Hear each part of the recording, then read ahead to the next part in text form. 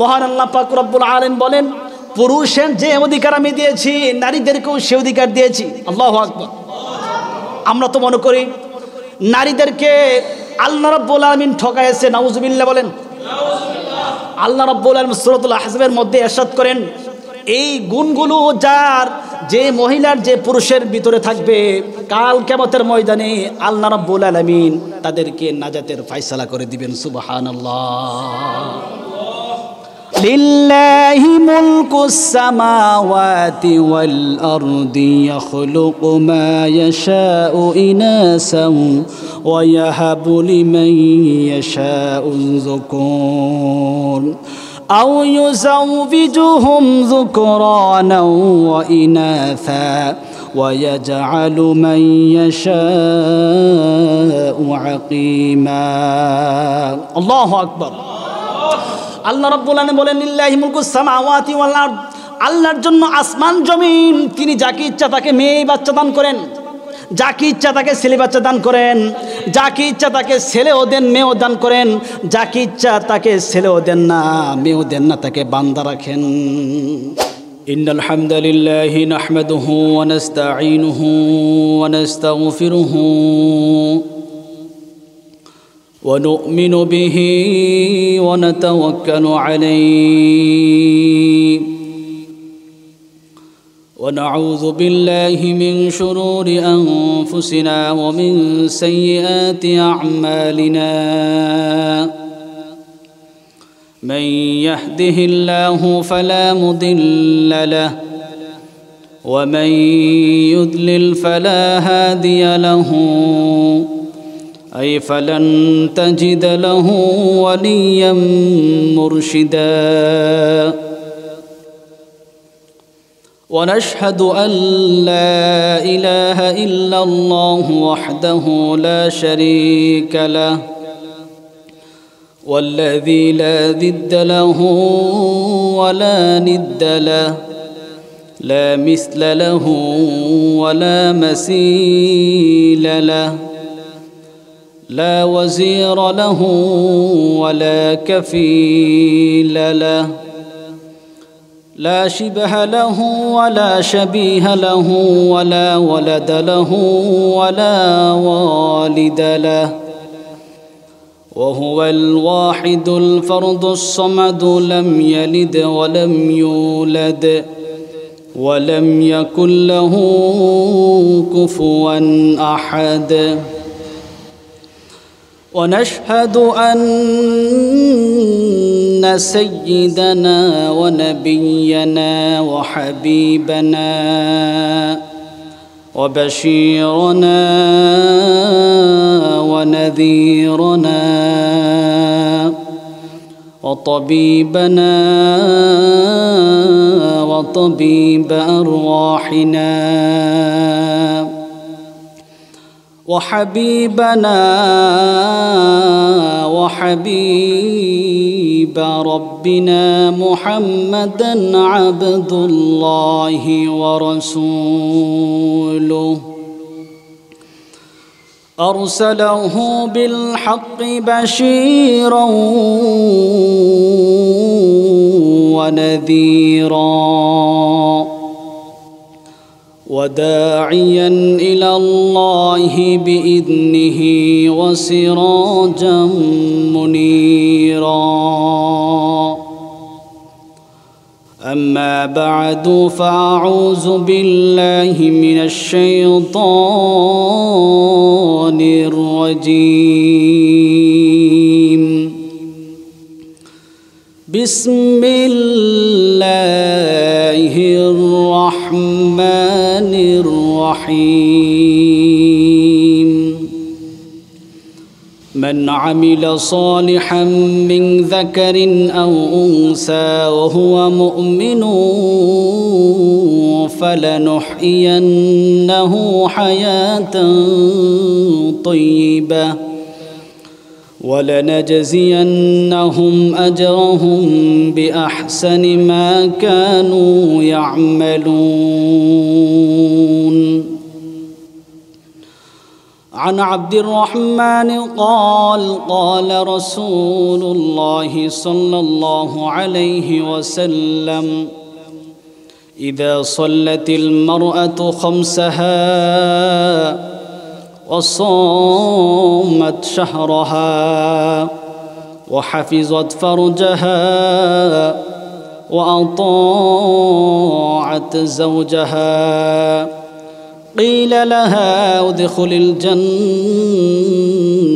من أي أبواب الجنة شئت أو كما قال النبي عليه الصلاة والسلام إن الله وملائكته يصلون على النبي يا أيها الذين آمنوا صلوا عليه وسلموا تسليما সকলে মহব্বতে দুরূদ ইব্রাহিম পাঠ করি اللهم صل على محمد وعلى آل محمد كما صليت على إبراهيم وعلى آل إبراهيم إنك حميد مجيد اللهم بارك على محمد وعلى آل محمد كما باركت على إبراهيم وعلى آل إبراهيم إنك حميد مجيد সকল প্রশংসার মালিককে সকল ক্ষমতার উৎসকে কেউ যেটা পারে না সেটা পারে কে সেই মহান আল্লাহ পাক রব্বুল আলামিনের দরবারে সকলেই শুকরিয়া তান বলে আলহামদুলিল্লাহ সকলে আমার সাথে উচ্চ আওয়াজে পড়েন রব্বানা লাকাল হামদ হামদান কাসীরা তাইয়িবান মুবারাকান ফীহি ইয়া রব্বি লাকাল হামদু কামা ইয়ানবাগি লিজালালি ওয়াজহিকা ওয়া আযীমি সুলতানিকা লাকাল হামদু বিল ঈমান লাকাল হামদু বিল ইসলাম লাকাল হামদু বিল কুরআন আমরা প্রশংসা করলাম কার সব জায়গায় প্রশংসা করবেন কার ঘুমানোর সময় খাওয়ার সময় এই জন্যই আল্লাহ রাসূল সাল্লাল্লাহু আলাইহি ওয়াসাল্লাম সর্বদা দোয়া করতেন আল্লাহুম্মা জাআলনি শাকুরা ওয়াজআলনি সাবুরা আল্লাহর রাসূল সাল্লাল্লাহু আলাইহি ওয়াসাল্লাম সব সময় দোয়া করতেন হে আল্লাহ আমাকে শুকরকারী বান্দা বানিয়ে দেন সুবহানাল্লাহ আল্লাহর রাসূল সাল্লাল্লাহু আলাইহি ওয়াসাল্লাম সব সময় দোয়া করতেন ওয়াজআলনি সাবুরা আমাকে ধৈর্যশীল বান্দা হিসেবে কবুল করেন ওয়াজআলনি ফি আইনি সগীরা ওয়া ফি আ'য়ুনিন নাসি কাবীরা আমার নিজের চোখে আমাকে ছোট বানিয়ে দেন আর মানুষের চোখে আমাকে বড় বানিয়ে দেন সুবহানাল্লাহ এই দোয়া আল্লাহর রাসূল আমাদেরকে 1400 বছর পূর্বে শিক্ষা দিয়ে গেছেন সুবহানাল্লাহ আমি আপনাদের সম্মুখে সূরাতুন নাহলের 97 নং আয়াতে কারিমা পাঠ করেছি রাসূল আকরাম সাল্লাল্লাহু আলাইহি ওয়াসাল্লামের অসংখ্য অগণিত হাদিস থেকে প্রসিদ্ধ একটি হাদিস পাঠ করেছি আল্লাহ রাব্বুল আলামিন আমাদেরকে কিছু কথা বলার এবং শ্রবণ করার তৌফিক দান করুন সকলে বলে আমিন আল্লাহ রাব্বুল আলামিন সূরাতুন নাহলে 97 নং আয়াতে ঘোষণা করে বলেন মান আমিলা সালিহাম মিন যাকারিন আও উনসা ওয়া হুয়া মুমিনুন فلنحيينه حياة طيبة ولنجزينهم أجرهم بأحسن ما كانوا يعملون رب العالمين ডাক দিয়ে বলেন মান আমিলা সালিহাম মিন যাকারিন আও উনসা ওয়া হুয়া মুমিন পুরুষ হোক অথবা মহিলা হোক মুমিন অবস্থায় যদি ঈমান থাকা অবস্থায় যদি নেক আমল করে ফালানুহইয়ান্নাহু হায়াতান তাইয়্যিবা আমি তাদেরকে উত্তম জীবন দান করব সুবহানাল্লাহ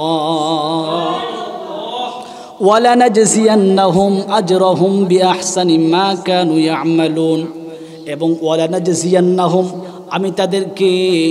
আমি তাদেরকে সওয়াব দান করব নেকি দান করব আজরাহুম বিআহসানি মা কানু ইয়ামালুন তারা যে সমস্ত নেক আমল করেছে ওই সমস্ত নেক আমলের মধ্যে যে নেক আমলটি আল্লাহ রাব্বুল আলামিনের নিকট সবচেয়ে গ্রহণযোগ্য ওই গ্রহণযোগ্যতার ওই নেক আমলটি দিয়ে বাকি নেক আমলকে আল্লাহ রাব্বুল আলামিন কবুল আর মঞ্জুর করে নেবেন সুবহানাল্লাহ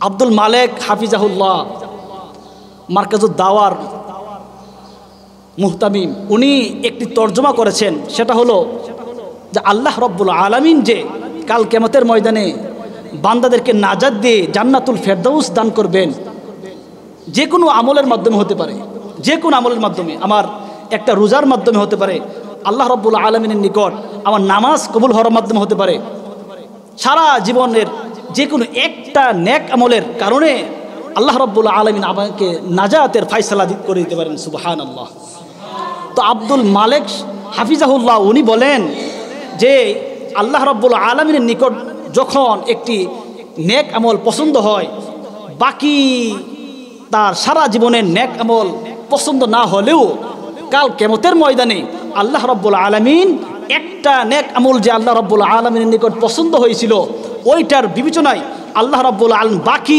যত নেক আমল করেছে সবগুলোকে এক পাল্লা মেপে তাকে সওয়াব দান করবেন সুবহানাল্লাহ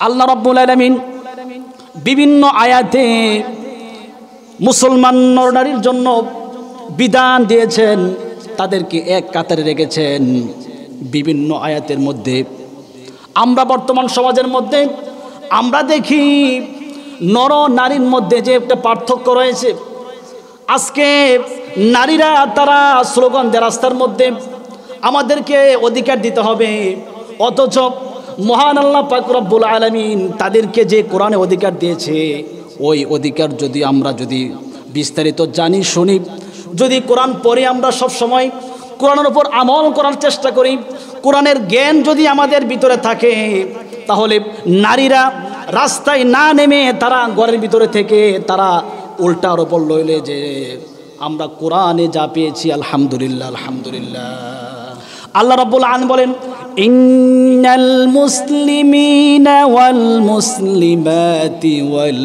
মুমিনিনা ওয়াল মুমিনাতি والقانتين والقانتات والصادقين والصادقات والصابرين والصابرات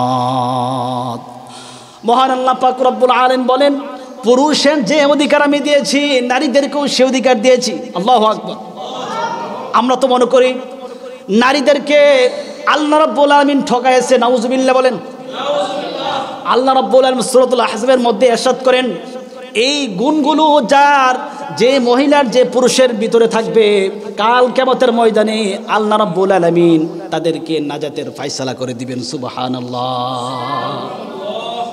আল্লাহ রাব্বুল আলামিন অপর আয়াতে বলেন ومن يعمل من الصالحات من ذكر أو أنثى وهو مؤمن فلنحيينه حياة طيبة বিভিন্ন আয়াতের মধ্যে আল্লাহ রাব্বুল আলামিন নারীদেরকে এত সম্মানিত করেছেন আমরা তো মনে করি শুধু আল্লাহ রাব্বুল আলামিন পুরুষদের আয়াত ব্যবহার করেছেন কোরআনে না কোরআন খুলুন জানতে হবে কোরআন পড়তে হবে কোরআন রিসার্চ করতে হবে আজকে কোরআনের থেকে আমরা দূরে থাকার কারণে নারীদেরকে আমরা মনে করি পর্দা এটা একটা জাহান্নামের বিষয়। নারীরা মনে করে পর্দা এটা একটা জাহান্নাম। নাউজুবিল্লাহ বলেন। পর্দা একটা জাহান্নাম এটা তারা মনে করে।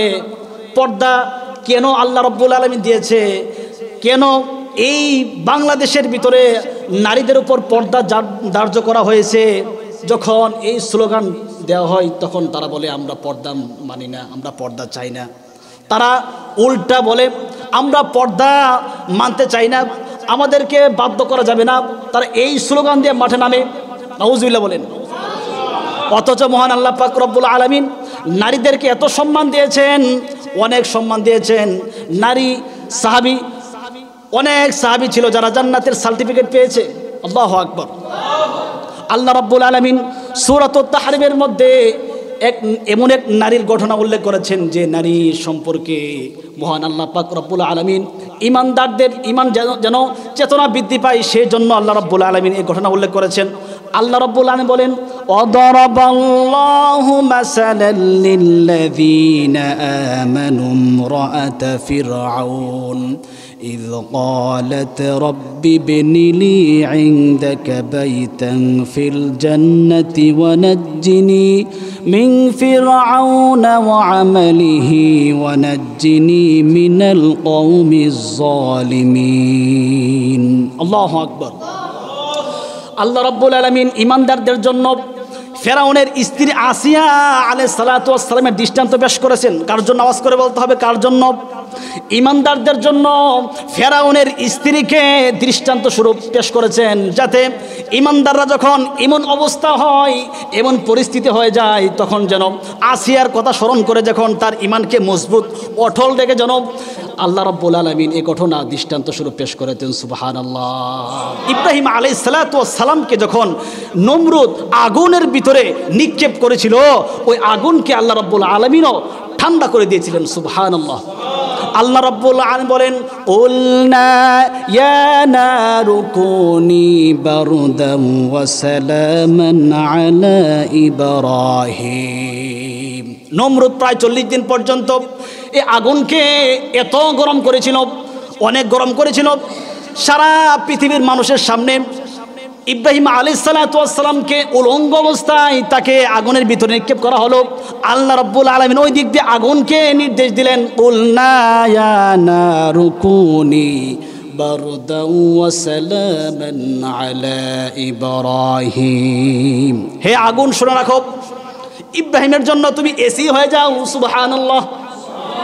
এসি হয়ে যাও। আগুন আগুন এই নির্দেশ শোনার পর অটোমেটিক ইব্রাহিম আলাইহিস সালাতু ওয়াস সালামের জান্নাতের বাগান হয়ে গেল। সুবহানাল্লাহ। ইসলাম সর্বপ্রথম কবুল করেছেন মহিলা খাদিজাতুল কুবরা রাদিয়াল্লাহু তাআলা আনহা। মহিলা জান্নাতের মহিলাদের সর্দারনী ফাতেমাতুজ জোহরা রাদিয়াল্লাহু তাআলা আনহা। ইসলামের প্রথম টাকা, ইসলামের পক্ষে টাকা খরচ করেছেন খাদিজাতুল কুবরা রাদিয়াল্লাহু তাআলা আনহার সম্পদ। তাহলে মহিলাদের সম্মান আছে কিনা বলেন? আওয়াজ করে বলতে হবে আছে কিনা? মহিলাদের সম্মান আছে কিনা? অনেক সম্মান আল্লাহ রাব্বুল আলামিন দিয়েছেন। জাহিলি যুগে মহিলা সন্তানদেরকে যখন মহিলা বাচ্চা যখন হতো, তাদেরকে জীবিত পিতা তাকে হত্যা করত। নাউজুবিল্লাহ। বিভিন্ন সূরার মধ্যে আল্লাহ রাব্বুল আলামিন ইরশাদ করেন বিআইয়ি যামবিন কুতিলাত, কোন অপরাধে তাকে হত্যা করা হয়েছে। মহিলা বাচ্চাকে, মেয়ে বাচ্চাকে কেন হত্যা করা হলো? আচ্ছা আপনারা বলেন, কোন পিতা কি ছেলে বাচ্চা দেওয়ার ক্ষমতা রাখে? মেয়ে বাচ্চা কে দেন? বাচ্চা কে দেন? আল্লাহ রাব্বুল আলামিন বলেন লিল্লাহি মুলকুস সামাওয়াতি ওয়াল আরদি ইয়াখলুকু মা ইয়াশাউ ইনাসাও ওয়া ইয়াহাবু লিমান ইয়াশাউ যুকুর আও ইউযাওবিজুহুম যুকরানাও ওয়া ইনাসা ويجعل من يشاء عقيما الله أكبر আল্লাহ রাব্বুল আলামিন বলেন লিল্লাহি মুলকুস সামাওয়াতি ওয়াল আরদ, আল্লাহর জন্য আসমান জমিন, তিনি যাকে ইচ্ছা তাকে মেয়ে বাচ্চা দান করেন, যাকে ইচ্ছা তাকে ছেলে বাচ্চা দান করেন, যাকে ইচ্ছা তাকে ছেলেও দেন মেয়েও দান করেন, যাকে ইচ্ছা তাকে ছেলেও দেন না মেয়েও দেন না, তাকে বান্দা রাখেন। তাহলে মেয়ে বাচ্চা ছেলে বাচ্চা দেওয়ার ক্ষমতা কে রাখেন? আওয়াজ করে বলতে হবে, কে রাখেন? মাজারের পিশাব রাখেন? মাজারের পিশাব রাখেন?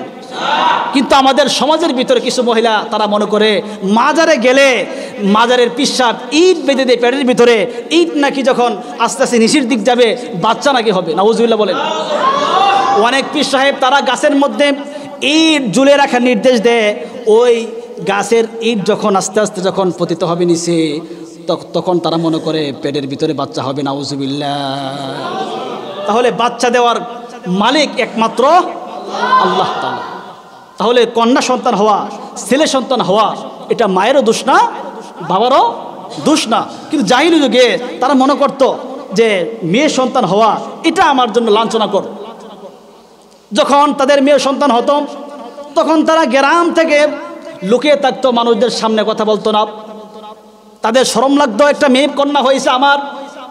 তারা মনে করতো মেয়ে কন্যা হয়েছে, এখন এই মেয়েটাকে বিয়ে দিতে হবে, সে অন্য বাড়িতে কাজ করবে, আর আমি হলাম এই গ্রামের নেতা। আমি নেতা হয়ে আমার মেয়ে অন্য বাড়িতে কাজ করবে, এটা আমার সহ্য হয় না।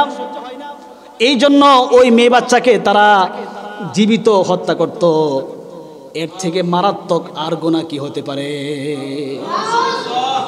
এক সাহাবী কাইস ইবনে আসিম রাদিয়াল্লাহু তাআলা ইসলাম গ্রহণ করেন নাই। ইসলাম গ্রহণ করতে আসছেন তিনি, স্বেচ্ছায় তিনি ইসলাম গ্রহণ করতে আসলেন। আসার পর তিনি বললেন, ইয়া রাসূলুল্লাহ, ইয়া হাবিবাল্লাহ, আমি ইসলাম গ্রহণ করতে চাই। আল্লাহ রাসূল বলেন, পড়ো লা ইলাহা ইল্লাল্লাহু মুহাম্মাদুর রাসূলুল্লাহ সাল্লাল্লাহু আলাইহি ওয়াসাল্লাম। কাইস ইবনে আসিম রাদিয়াল্লাহু তাআলা ইসলাম গ্রহণ করার পর কাঁদতেছিলেন, চোখ দিয়ে পানি বের হচ্ছিল, অনেক পানি বের হচ্ছিল। আল্লাহ রসুল জিজ্ঞাসা করলেন, কাদার কারণ কি? কাইস ইবনে আসিম বললেন, আল্লাহর রসুল, আমি যে এত অপরাধ করেছি, এত নাফরমানি করেছি, আল্লাহ কি আমার এই সমস্ত গুনাহকে ক্ষমা করবেন কিনা এটা আমি জানতে চাই। আমি যত অপরাধ করেছি, পাহাড় পরিমাণ গুনাহ করেছি, এই গুনাহকে আল্লাহ রাব্বুল আলামিন আমাকে ক্ষমা করবেন কিনা? আল্লাহর রসুল বললেন, অবশ্যই অবশ্যই। ইসলাম এমন একটা জিনিস, ঈমান এমন একটা জিনিস, 70 বছর কাফেরকে আল্লাহ রাব্বুল আলামিন যখন কেউ বলবে লা ইলাহা ইল্লাল্লাহু মুহাম্মাদুর রাসূলুল্লাহ, তাৎক্ষণিক আল্লাহ রাব্বুল আলামিন 70 বছরের গুনাহ কি আল্লাহ রাব্বুল আলামিন ক্ষমা করে দিবেন। সুবহানাল্লাহ। কাইস ইবনে আসিম বলেন, আমি এই পরিমাণ গুনাহ করেছি, ইয়া আল্লাহর রাসূল, আপনি কি আমার ঘটনা শুনবেন কিনা বলেন। আল্লাহ রসুল বলেন, বলো তোমার ঘটনা কি? বলল, আমার স্ত্রী তার যখন বাচ্চা হবে তখন আমি সফরে ছিলাম, এক পর্যায়ে আমি বাড়িতে আসলাম, বাড়িতে এসে দেখি আমার স্ত্রী বলল, আপনার বাচ্চা মারা গিয়েছে, এই জন্য দাফন করে দিয়েছি। কিন্তু কয়েকদিন পর আবার যখন আসলো, পিতা দেখলো ঘরের ভিতরে একটা মেয়ে, 7 বছরের মেয়ে দৌড়াদৌড়ি করছে। তার স্ত্রীকে বলল, এই মেয়েটি কে? হে আমার স্ত্রী, এই মেয়েটি কে বলো। স্ত্রী বলল, এই মেয়েটি আপনার। ওই সময় বলি নাই, কারণ ওই সময় যদি বলতাম তাহলে আপনি হয়তো তাকে হত্যা করে ফেলতেন। এখন একটু বড় হয়েছে, মায়া লাগবে আপনার, এই জন্য আমি বলি নাই ওই সময়। এখন হয়তো তাকে আপনি মারবেন না। কিন্তু কাইস ইবনে আসিম তখন মনে মনে চিন্তা করতেছিল, এই মেয়ে যদি বড় হয় তাহলে আমার কলঙ্ক হবে, বিয়ে দিতে হবে, অন্য জায়গায় ইচ্ছে থাকবে, এই জন্য আমি তাকে রাখতে চাই না। এক পর্যায়ে তার স্ত্রীকে বলল, আমার স্ত্রী, তুমি তাকে সাজিয়ে গুছিয়ে দাও, আমি তাকে নিয়ে যাব বেড়াতে। এক পর্যায়ে যখন সাজিয়ে দেওয়া হলো, এক পর্যায়ে অনেক মরুভূমিতে দূরে চলে গেল। দূরে যাওয়ার পর এক সময় তাকে তার জন্য শাপল জাতীয় একটা জিনিস দিয়ে গর্ত খনন করে তার পিছন দিয়ে বেঁধে ওই মেয়েটিকে শেষ পর্যন্ত মাটির ভিতরে নিক্ষিপ্ত করা হলো। নাউজুবিল্লাহ।